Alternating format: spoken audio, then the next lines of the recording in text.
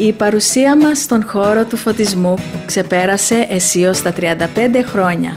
Η έμπνευση του Κώστα Γραβάνη να συνεργαστεί με τον Gruppo Di Sano, ίσως την κορυφαία ιταλική εταιρεία του χώρου, ήταν μάλλον παράτολμη για τα δεδομένα της Άνοιξης του 1972.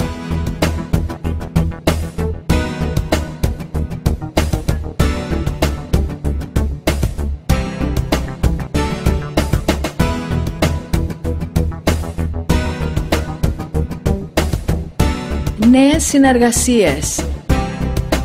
Έμφαση στην τεχνική υποστήριξη και αποκλειστική ενασχόληση με το αντικείμενο του φωτισμού ήταν οι κινήσεις που οδήγησαν στην σημερινή εικόνα της εταιρείας.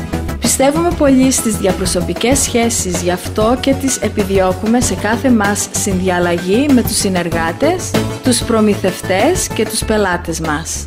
Οι διαπροσωπικές σχέσεις παραπέμπουν σε εμπλοκή των φυσικών προσώπων και είναι στοιχείο που εγκαθιστά κλίμα εμπιστοσύνης, σεβασμού και υπευθυνότητας.